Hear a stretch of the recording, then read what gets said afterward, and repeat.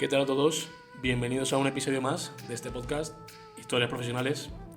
Hoy tenemos con nosotros a Óscar Gamayo, analista de señales GNSS en el INTA, la que yo supongo que será la NASA de España. ¿Qué tal, Óscar?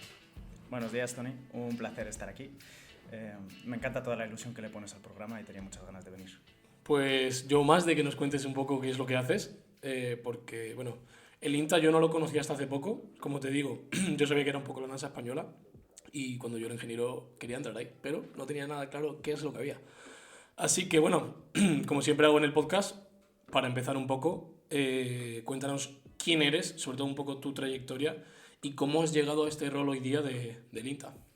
Vale, pues me voy a remontar un poco atrás en el tiempo y voy a irme hasta segundo de bachillerato. Yo el segundo de bachillerato lo estudié en Estados Unidos y a la que volví tuve que hacer la selectividad internacional, pero la cagué con un tema burocrático. No me cogí inglés, entonces tuve que presentarme otra vez en septiembre. Y para cuando ya tuve la nota y todo eso, pues no pude entrar en ingeniería aeroespacial, a no ser que me esperara hasta el año siguiente, ¿no? Entonces mi universidad, la UAX, me ofreció entrar directamente con una beca, decidí aceptarla y allí estuve estudiando durante 4 años. Me volví a ir a Estados Unidos haciendo UNICEP, que es como una especie de Erasmus, pero allí en Estados Unidos. Y luego cuando terminé, justo estaba pasando todo el tema del COVID. Inicialmente me planteé ponerme a trabajar, pero las cosas estaban un poco paradas en ese momento, ¿no? Entonces decidí pues completar mi formación haciendo un máster y me fui a hacer el máster a la UPM, el máster en ingeniería, el habilitante, en ingeniería aeroespacial, en ingeniería aeronáutica, perdón. Y cuando estaba en el primer año, cuando lo estaba terminando, pues muchos de mis amigos se estaban independizando. Y bueno, y yo me quería mover con ellos, tenía muchas ganas, entonces decidí empezar a trabajar. Y cogí unas prácticas en GMV, que es el Grupo de Mecánica de Vuelo, una empresa española muy importante en el sector. ¿Qué es esto de GMV? GMV es Grupo de Mecánica de Vuelo, que es una empresa fundada como hace unos 40, 50 años por estudiantes de la UPM. Y bueno, en la parte en la que yo estaba se encargaban de empezar a planificar toda la arquitectura del Ground Control Segment, que sería la parte en tierra del proyecto de Galileo. ¿Qué es lo de Galileo? A ver. Sí, vamos paso a paso. Bueno, primero tengo que explicar un poco qué es GNSS, ¿vale? GNSS son todas las constelaciones que nos sirven para posicionarnos, ¿vale? Entonces hay 4 principales, ¿vale? Está la que todo el mundo conoce, que es GPS. No la conozco. ¿No? Vale, pues doy un pasito atrás entonces. Google Maps. Vale, todo el mundo usa Google Maps, a lo mejor es la cosa más simple de ver. Google Maps necesita sacar la información de algún sitio, ¿no? Entonces, de dónde lo saca, cómo lo obtiene, es de las constelaciones GNSS y la primera, la más conocida de ellas fue GPS, ¿vale? Además de esta tenemos la rusa, que es GLONASS, que también lleva ya bastante tiempo en funcionamiento, y tenemos 2 nuevas, o relativamente nuevas, que tendrán 20 años, que es una europea, que es Galileo, y una china, que es Beidou, ¿vale? Entonces, lo que hacen estas constelaciones es te permiten conocer tu posición en tiempo real en toda la Tierra, ¿vale? Entonces es de posicionamiento. Vale, cuando has dicho GPS, has dicho constelaciones, yo pensaba que constelaciones te refería a algo más estelar. Claro, no sabía que eran sistemas de posicionamiento. Claro, es que es estelar. Constelaciones me refiero a una constelación de satélites, ¿vale? Vale. Entonces, para posicionarte, lo que se hace es, tú tienes ciertos satélites arriba que te están enviando una señal, ¿vale? Y funciona por triangulación. Entonces, me explico un poco. Para poder posicionarte, tú necesitas resolver un sistema de ecuaciones donde el número de ecuaciones va a ser igual al número de dimensiones en las que te quieres posicionar. Sí. ¿Vale? Técnicamente, en 3 dimensiones necesitaríamos solamente 3 satélites. Como el tiempo influye también, necesitamos 4. Entonces, lo que tienen estas constelaciones, lo que tienen estos satélites, son un reloj interno muy preciso y perfectamente coordinado, que lo que hacen es, te mandan una señal dándote la posición del satélite y dándote el tiempo exacto al que la mandan, ¿vale? Y al hacer eso, tu receptor, que en este caso pues puede ser tu móvil para el Google Maps, lo que hace es coge esos satélites y te calcula la solución. y eso es así es como funciona el posicionamiento. Esto que has comentado de Galileo, Óscar, nos has dicho, ¿lo estabas desarrollando en GMV o esto ya sería dentro del INTA como tal? Esto es en GMV y en el INTA. Galileo es un proyecto muy, muy grande, ¿vale? No nos damos cuenta muchas veces, pero el posicionamiento satelital, por GNSS mueve mucho, mucho dinero. Hoy en día todo el mundo necesita saber continuamente dónde está localizado exactamente. Si lo más obvio es el Google Maps, pero si te paras a pensarlo, hay veces, por ejemplo, en el transporte marítimo, que no tienes ninguna clase de carretera o de sistema de guiado directo, ¿no? Entonces, si no lo haces por un geoposicionamiento preciso, al final estás dando muchas vueltas, estás desperdiciando mucho combustible, estás perdiendo mucho tiempo en hacer todas estas cosas, ¿no? O los aviones, por ejemplo, también todos incorporan a día de hoy sistemas de geoposicionamiento. O bueno, el tema un poco más importante y para lo que de verdad fue diseñado, que es para el tema militar. GPS, que es el original, surge para poder geoposicionar muchas cosas, entre otras cosas los misiles que se lanzan. ¿Vale? De hecho está capado. Todos estos sistemas a partir de cierta altura ya no pueden funcionar porque si no tú podrías construir un satélite, un misil y hacer que ese misil fuera donde tú quisieras. Okay. Y entonces pues como en el tema militar es bastante delicado, los europeos lo que decidimos es, en vez de seguir usando el GPS de Estados Unidos y depender 100% de Estados Unidos, hacemos nosotros uno propio y así no tenemos que estar dependiendo de ellos continuamente. Y ese es el Galileo. Este proyecto de Galileo, nos comentas, lo has visto tanto en GMV como en tu empresa actual, INTA. Vamos a entrar un poco en la empresa, en INTA. Venga. ¿INTA es de carácter público? Puede ser, entiendo que es parte del Estado español. Sí, exactamente. El INTA es una OPI. ¿OPI? Una OPI es un organismo de investigación público. ¿Vale? Y está adjunto al Ministerio de Defensa.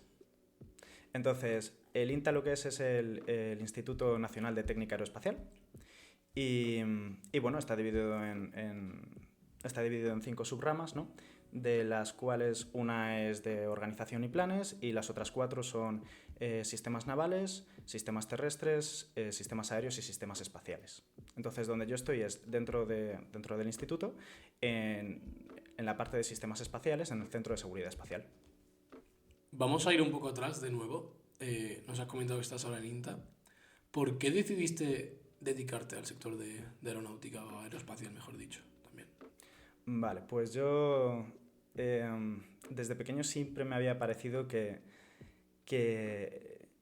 la actual frontera de la humanidad en cuanto a conocimiento está un poco en el espacio, ¿no? Ya hemos completado, ya hemos visto todo lo que hay que ver en la Tierra, ¿no? Y entonces pues el siguiente paso natural yo creo que es intentar salir más allá, empezar a, por ejemplo ahora que se está hablando mucho de hacer una base lunar estable, empezar a colonizar la Luna o empezar a colonizar otros planetas, creo que es el paso natural de la humanidad y me parece algo hermoso, me parece algo que es precioso de ver y que quiero formar parte de ello.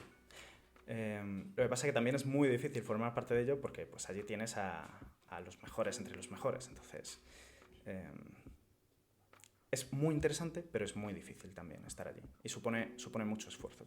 A mí desde luego me ha dejado flipando el hecho de decir, buah, es que, o sea, si ya me has hablado de GPS y me he empezado a perder, me estás diciendo que tu puesto es muy específico de uno de los 4 tipos de sistemas de posicionamiento, o sea, no me hago la idea de la cantidad de puestos y sobre todo de tecnología que tiene que haber dentro del propio INTA y de todo lo que ello conlleva. Sí, además el INTA es muy amplio y tiene muchas partes diferentes, ¿no? Entonces, por ejemplo, investigan también los diferentes tipos de motores de hidrógeno de aviación que se están empezando a plantear ahora. Hay investigaciones sobre el LIAR, sobre temas láser, sobre termodinámica. El INTA, como dice su nombre, ¿no? Pues es un instituto, es de investigación y está la tecnología más puntera de prácticamente de todo el mundo. Antes de pasar a la parte personal y siguiendo un poco con tu puesto actual en el INTA, quería entrar en el tema de condiciones, de ambiente laboral. ¿Cómo definirías tú qué es el ambiente laboral un poco en el INTA? Hablando ya de tema de horario, la gente, el salario, la presión en el curro, un poco todo en general. Yo tengo que ser 100% honesto, es difícilmente mejorable. Es decir, se trabaja 7 horas al día, ¿vale? Esa es tu jornada laboral. Yo voy de 8 a 3 y te facilitan un autobús para ir. Como es un instituto de investigación y la principal tarea es de investigación, es de ir avanzando, tienes presión, pero no tienes tanta presión como puedes tener en otros sitios. Porque no tienes que cumplir con unas deadlines estrictas en general. Obviamente depende del sitio y depende exactamente de lo que estás haciendo, pero es un ambiente un pelín más relajado, ¿no? Es muy académico, pero un pelín más relajado. Y lo único que puedo decir es que empezamos a las 8, pues a lo mejor empezamos un poco pronto, sobre todo porque el INTA está en Torrejón de Ardoz. Entonces está a unos 20, 25, 30 minutos del centro de Madrid. Entonces, bueno, dependiendo de dónde vivas, pues puedes tardar más o menos en llegar hasta allí. ¿Qué tal? Bueno, me has dicho que las condiciones son muy buenas. ¿Qué tal el hecho de conseguir el puesto? ¿Te costó mucho conseguir actualmente? Bueno, estás de prácticas, entiendo, ahora mismo, dentro del INTA. No son prácticas, es una beca. Lo que hace el INTA es cada X cantidad de tiempo pregunta a las diferentes partes del INTA si necesitan a alguien que les ayude con algún tema en concreto, ¿no? Entonces sacan unas becas y la gente se puede presentar a ellas. A la que yo me presenté, que te puedes presentar a un total de 3, ¿no? A la que yo me presenté fue a esta en la CPA, en el Centro de Seguridad Espacial. Y éramos 3 o 4 personas compitiendo por esa beca. Más o menos para que te hagas una idea del ratio, pues en general suelen ser, por cada puesto que sacan, 4 personas que intentan entrar allí en tema de becas. Entiendo que de las 4 solo consigue el puesto una persona de las 4. Sí, claro.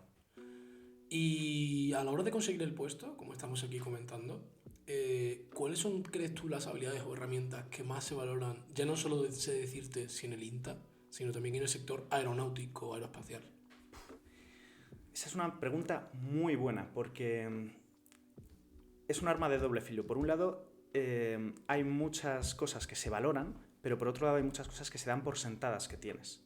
Por ejemplo, el inglés. El inglés tiene que ser automático, no es un añadido, es algo que ya se da como base. O que seas bueno en matemáticas o en física, saber programar también es muy importante.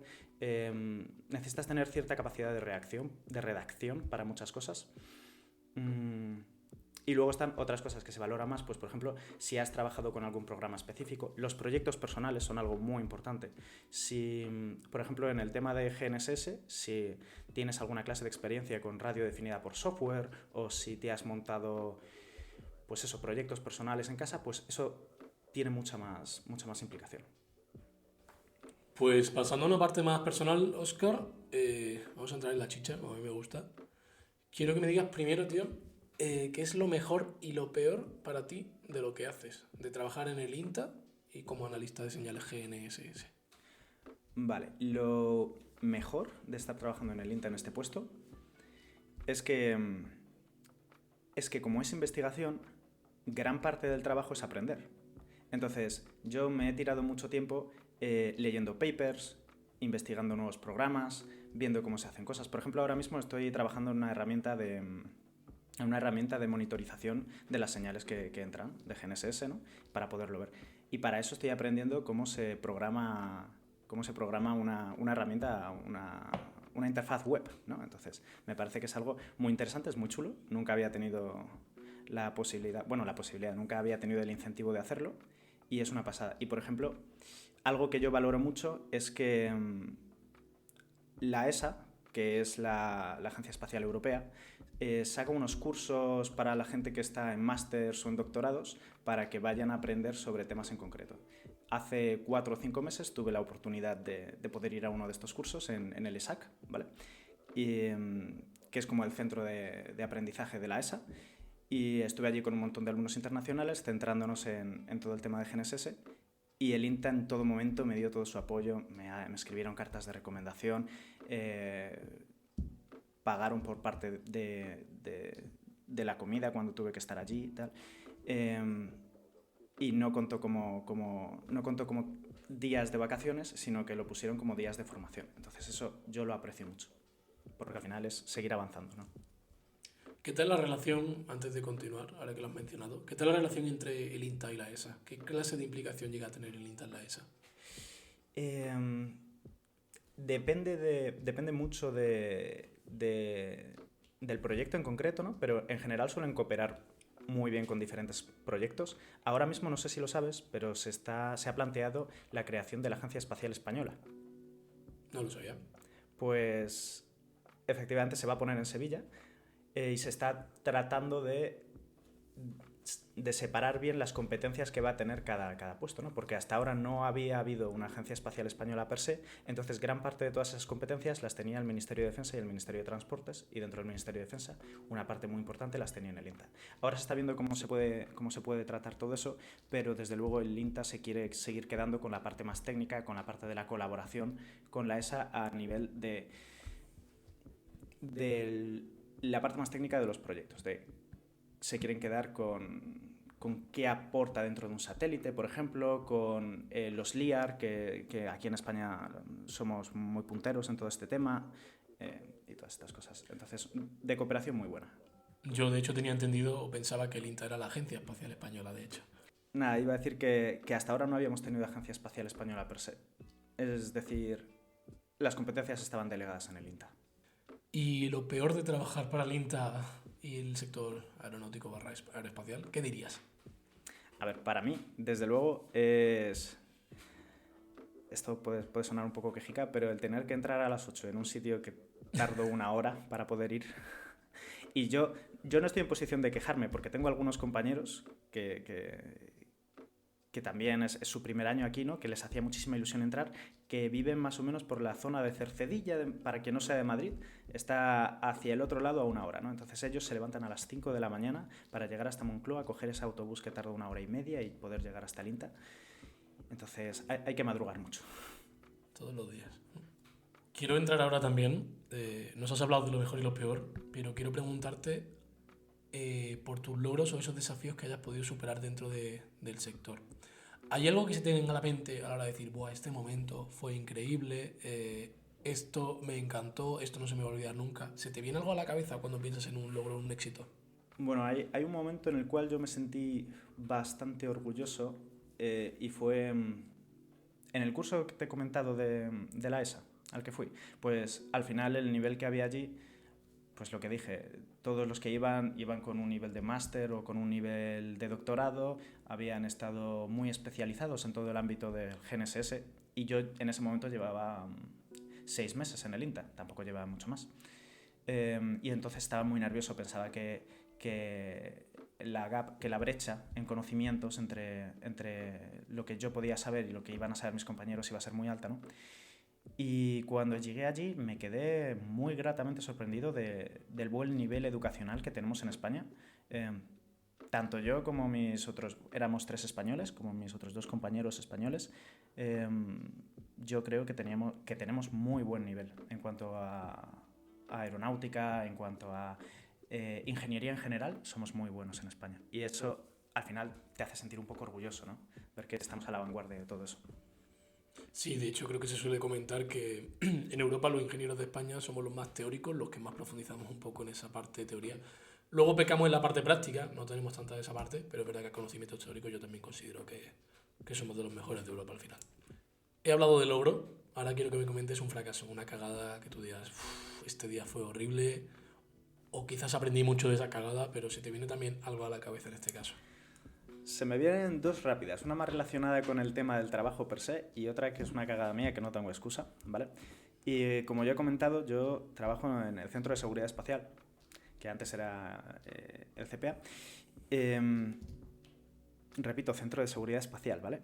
Entonces, para entrar en el INTA tú necesitas una tarjeta, luego para entrar en el edificio necesitas otra tarjeta y luego está pues ciertas partes donde yo tampoco puedo entrar, ¿no? Vale, pues me parece que a los 2 meses de entrar perdí la tarjeta. Y no pasa nada, pues tenía que ir a seguridad a que me hicieran otra, pero a mí se me cae la cara de vergüenza por haberla perdido en el centro de seguridad sabiendo toda la información que tenemos allí. Eso considero que fue una cagada bastante importante. La tarjeta que lleváis encima es solo de acceso, lleva información, curiosidad, ¿eh? No lleva información, gracias a Dios. Solamente te permite abrir una de las puertas principales, pero ya está. Y luego otra cagada un poco más de ingenieril, que yo creo que todos los ingenieros o todos los matemáticos la hemos tenido alguna vez, es que, bueno, normalmente cuando un seno o un coseno, que es con lo que se miden los ángulos, es muy pequeño, pues tú puedes decir que si teta es el ángulo, ¿no? Tú puedes decir que el seno de teta es teta directamente, ¿no? Entonces, pues, claro, yo estoy acostumbrado a hacer eso a nivel en el máster o en la universidad, lo está haciendo en el trabajo, estamos trabajando con errores muy pequeños y claro, eso aumentó considerablemente los errores y además se me había olvidado pasar de grados a radianes. La típica de ingeniería, sí. Sí. Bueno, por último, he hablado de una anécdota de logro, otra de fracaso. Quiero preguntarte alguna anécdota puntual o que sea muy random, ya no sé si decirte graciosa, algo que nos sorprenda, no sé si te viene algo a la cabeza. Algo que os sorprenda. A mí hay una cosa que nunca se me va a olvidar, porque me hizo mucha ilusión, y es, estando en el INTA, como he dicho, es un instituto es el Instituto de Técnica Aeronáutica, entonces tiene una relación medianamente, bueno, muy fluida con todo el mundo espacial. Entonces, trajeron no sé si lo sabes, pero hay unas nuevas misiones, ha salido una nueva convocatoria para astronautas de la ESA, ¿vale? Entonces los españoles hemos conseguido dos españoles que son astronautas ahora, que uno es Pablo Álvarez y la otra es Sara García, creo. Y súper orgulloso de que tengamos dos representantes de ese nivel en la ESA, y vinieron a darnos unas charlas, ¿no? Entonces, pues eso a mí me encantaba. En el INTA, como yo creo que se esperaban que hubiera muchísima gente, lo anunciaron como con 2 horas de antelación o algo así, o 3 horas de antelación, no se lo dijeron a mucha gente, ¿vale? Y claro, yo lo vi y me dije, buah, no me lo puedo creer, tengo que ir allí a verles, a escucharles y a intentar conocerles, ¿no? Y llegué a la sala donde estaban dando la conferencia, tal, súper ilusionado, me giro, veo que está todo lleno hasta arriba y bueno, en el INTA tenemos cintas, las típicas cintas de seguridad, ¿no? Las verdes son para la gente... Donde va la tarjeta, entiendo, ¿no? Claro, las verdes son para la gente que tiene beca, las azules para los funcionarios, las amarillas para los externos, etc., ¿vale? Pues yo me giro, toda la sala llena de becarios. Estamos, pues a lo mejor somos 200 becarios allí. Todos habíamos ido para intentar conocer o para intentar escuchar a los astronautas. Fue un momento muy chulo. ¿Y qué tal? ¿Cómo fue la charla o la experiencia? Bueno, no fue muy técnica, al final fue divulgativa, pero fue una pasada. Te cuentan todas las cosas que están... De hecho, me parece que tiene entrevista... No me acuerdo del podcast donde estaba, pero hay podcasts muy chulos por ahí donde te cuentan todo lo que tiene que hacer para convertirse en astronauta, la cantidad de gente pues, a la que tiene que superar en muchas pruebas y tal, y las pruebas físicas, que son una pasada, y las pruebas mentales. Y me parece que comentó una creo que era de seguir un punto, ¿no? Y entonces... de seguir un punto, un reloj, y entonces tú tenías que estar atento a cada vez que se activaba algo, y esa prueba me parece que duraba como 1 hora, 1 hora y media, tal. Imagínate estar delante de una pantalla solamente mirando a ver si algo se activa durante 1 hora. Parece fácil, pero requiere de muchísima atención y muchísima paciencia durante mucho tiempo. O sea, eso lo contaron los dos astronautas, entiendo. Sí. Pues entrando también en estos referentes, quería entrar en tus referentes. ¿Tienes a alguien, ya no solo en el sector aeronáutico, sino en general? No sé decir personas, empresas, proyectos.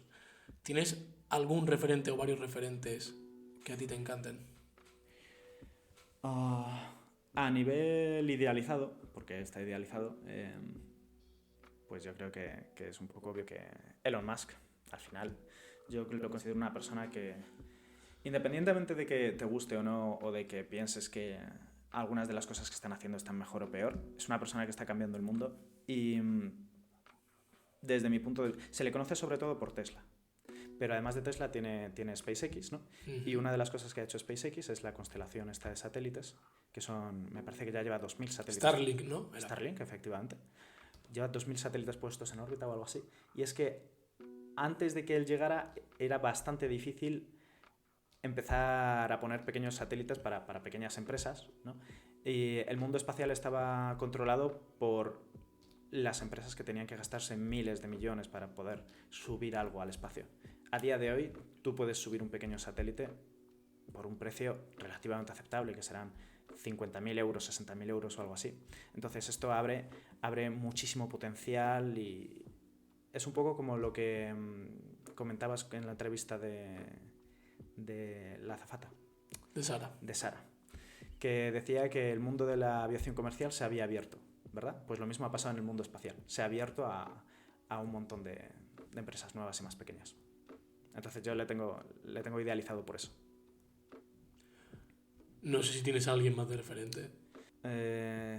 Está el fundador de PLD Space, que considero que es una persona que, pese a todas las dificultades, está... ¿Qué empresa has dicho? PLD Space. No la conozco. ¿No la conoces? No. Pues España está teniendo cierta iniciativa por primera vez en intentar conseguir un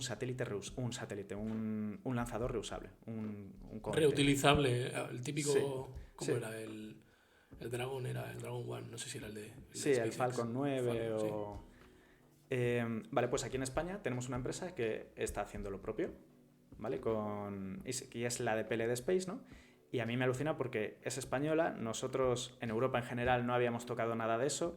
Quien lo hacía era Airbus con el Ariane, pero no está consiguiendo que sea reutilizable y tampoco tiene mucha pinta de que lo vaya a conseguir en un futuro próximo. Entonces tenemos un nuevo montón de empresas pequeñas que se están poniendo las pilas para intentar alcanzarlo, y que haya una española en el top, a mí me encanta. Hizo un lanzamiento exitoso hará 2 meses más o menos desde Huelva, desde el INTA, en el Arenosillo, y fue una pasada. Para quien lo quiera mirar, el lanzador del cohete se llama el Miura 1. Sí, ahora ya sí. Sé cuál es, sí. Pues eso. Al final tuvo éxito la misión, de hecho, ¿no? Y todo. Efectivamente, sí. Así que muy emocionado por ellos. Pues por último, cerrando esta parte personal, quería que te mojases. Aunque ya te has mojado un poquito con el tema de Elon Musk, quería que nos hablases del futuro del sector. Y es, ¿cómo consideras tú que va a cambiar de cara a un futuro? No sé si decir próximo o ya a largo plazo. El sector aeronáutico, que creo que todo el mundo se puede hacer la idea. Aeroespacial, perdón. Aeronáutico, ¿más interesado en el tema aeronáutico o en el tema espacial? Ambos. Vale, pues en el tema aeronáutico yo creo que no va a cambiar mucho. En ambos sectores las cosas tienden a moverse muy lentamente por el nivel de seguridad que tiene que haber y por el nivel de burocracia que también está metido, ¿no? Entonces, en la aviación es muy difícil hacer cambios rápidos. Todos los cambios tienen que ser muy lentos. Lo único que se me ocurre es que en la aviación comercial se pueda empezar a consolidar las empresas y empiece a haber más empresas privadas, rollo Ryanair. Y entonces eso fomente un poco más lo que comentabas con Sara, que era que empeoran las condiciones para viajes cortos, ¿no? Por ejemplo, Ryanair propuso que la gente fuera medianamente de pie en los aviones. La gente se lo tomó fatal, pero es un vuelo de 1 hora y media y a lo mejor te va a costar 10 euros. Tienes que ver, a ver si el mercado lo prefiere o no. Y en el sector espacial es un tema muy complicado porque cada vez tenemos misiones más grandes y más importantes, como intentar llegar a la Luna o intentar llegar a Marte dentro de poco, que se está planteando, me parece que para el 2040 o el 2035. Eso hablando de Marte, de la Luna, no sé si era ahora dentro de un par de añitos o así, que querían volver, sí. Sí, bastante menos. Eso en tema de grandes misiones, de grandes proyectos. Pero a nivel de órbita baja, se está llenando muchísimo. Ahora mismo hay astrólogos, astrónomos o astrólogos, bueno, que se están quejando de que no pueden mirar las estrellas, ¿no? Porque hay constelaciones en medio. Y la llamada también basura espacial, si no mal recuerdo, ¿no? Efectivamente, tenemos todas las órbitas bajas llenas de basura espacial y eso A lo mejor las órbitas bajas, que todavía nos queda un poquito de combustible en los satélites, las podemos tirar contra la atmósfera y quemarlas, pero si se te olvida un satélite en una órbita un poco más alta, pues allí se va a quedar durante mucho tiempo y eso va a ser un problema. Para que el oyente se haga la idea, la basura espacial al final, bueno, los astrónomos tienen sus telescopios para mirar el espacio y todo satélite y, digamos, objeto que esté orbitando alrededor de la Tierra les tapa esa observación, incluso se la puede distorsionar. Entonces, claro, aquí tenemos la casuística, como comenta Óscar, de por un lado objetos que están alrededor y luego satélites que mueren y se quedan ahí orbitando, o muchas veces, a ser posible, entrar en la atmósfera, entiendo, ¿no? Sí, sí, y además eso es un gran problema también para los propios satélites, porque si tú tienes un satélite orbitando y no lo tienes controlado y se te escapa por algún casual, no lo tienes vigilado y se te estrella contra otro, eso no es que se te haya jodido un satélite solo. Eso es que esa colisión va a hacer que el satélite empiece a soltar un montón de trocitos, ¿vale? Esos trocitos van a 7, 10, 15 kilómetros segundo, ¿vale? Y literalmente pueden atravesar otro satélite. Es decir, cada colisión aumenta exponencialmente el riesgo de que haya otra colisión más. Sí, y una partícula detona otra, como un poco Efectivamente. bomba nuclear, ¿no? Efectivamente, sí. Bien, pues ya cerrando el podcast de hoy, Óscar, quería pasarte a la última sección, que es la que le digo a todo el mundo, que es la llamada Minutos de Gloria. Quiero que, bueno, nos cuentes, nos digas tanto a mí como al oyente, algo que creas que deberíamos de escuchar, algo que hayas aprendido, algún consejo general que des a la gente o a mí para el trabajo o la vida en general, no solo del sector aeronáutico, sino de lo que tú quieras. Siéntete libre, un par de minutos como siempre, para decir lo que quieras. Vale.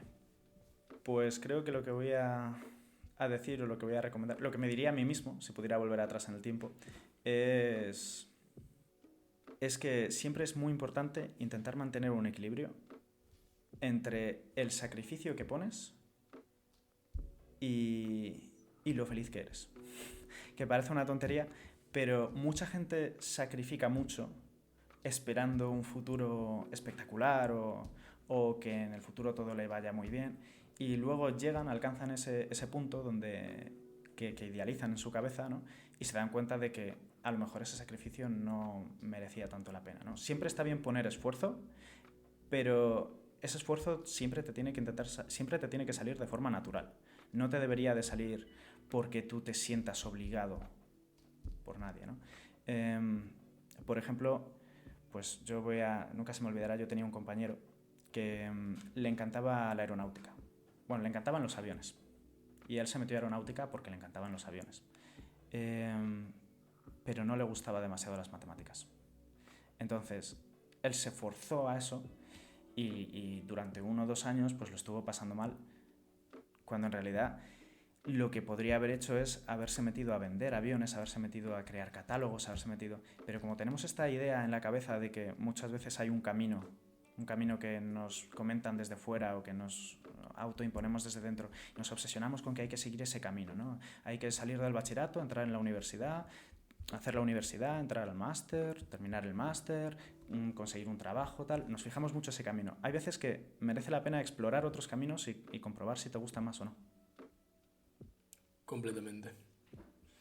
Esta conversación la tuve también, creo que fue con Pablo en otro episodio, ¿vale? Nos comentaba que, bueno, un poco por la mano decía que nunca es tarde al final, que muchas veces hay gente que te das cuenta en mitad del camino de que no es lo tuyo, que te quieres salir y al final, joder, descubres otra cosa totalmente nueva que te encanta. Claro. Muchas veces pasa.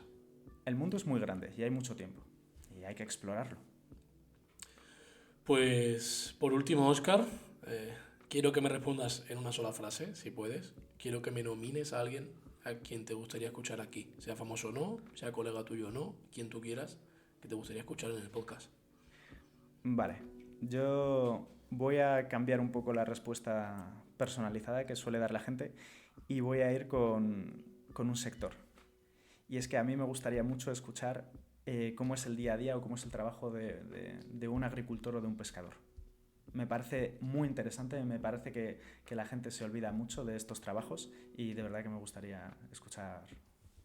Pues tomo nota, Óscar, me encargaré. Pues nada, Óscar, mil gracias por pasarte por el por el podcast. Hasta aquí el episodio de hoy. Muchas gracias a todos por escucharnos y mil gracias, Óscar. Muchas gracias, Tony.